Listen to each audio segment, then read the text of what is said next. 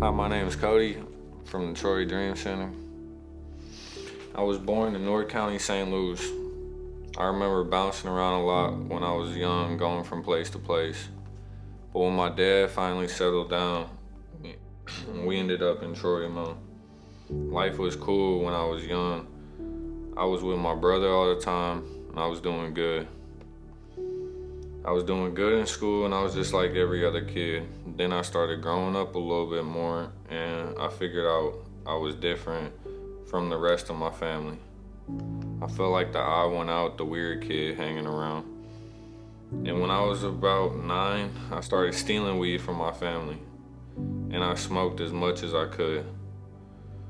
While I was feeling different, I started to migrate away from my family and started to hang out with people like myself that felt left out from their family. And they smoked weed, and they was a little older than me and started to teach me how to sell weed and scale it out and stuff. And that's when everything took a step up. We started doing harder drugs like codeine, Xanax, shrooms, Molly, and so on. Then we started getting more drugs and money. There was older people who wanted to take our stuff, and that's when it got real.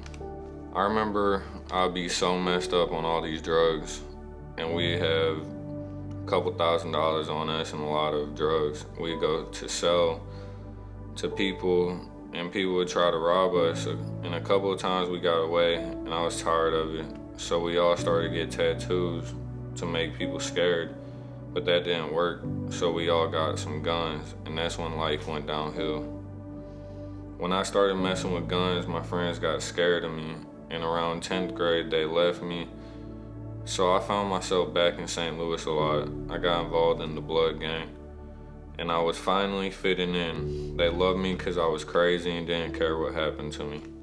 At the time, it was cool and fun enough for me. I was almost done with 10th grade, and me and my brother was still really close. I felt like we couldn't be separated, and after a couple more months, I noticed we started separating, and I took it hard. He didn't notice we was not as close as we used to be, and it sucked because I felt like I didn't have my brother anymore. So I started using more drugs and giving more of my time to the gang. But where my life really flipped was when I borrowed my brother's car and accidentally rolled it. After that, it was like he despised me and hated me. I really felt like he didn't want anything to do with me. So I took it really hard, and I went to where I knew I was loved, which was the gang, and I hopped in head first. I started robbing people for their drugs, their money, and so on. I realized that my crew needed more guns. So I robbed people's homes and got as much guns as I could. Before I knew it, I was gangbanging, selling guns, doing as much drugs as I possibly could. It took a while of living a destructive life like that, but finally the cops caught up with me. They raided a couple of my stash houses, and I was caught up with 3 houses full of guns. I was charged with burglaries and stealing firearm charges. Shortly after, I was on probation and violated it with more gun charges. I found myself back in jail for a while. I found out my family still loved me, and that they were there to support me. I gave my life to Christ and got accepted into the Dream Center. So far, they gave me a firm foundation with God and been helping me become a better person for myself and my family.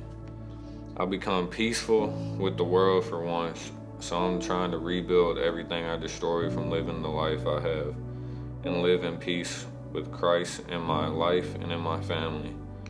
So I thank the Dream Center for a healthy foundation, and my goals after leaving the Dream Center is to just stay with Christ, continue a life in church, get a fat house, a couple nice cars, and a nice happy family with God in our lives.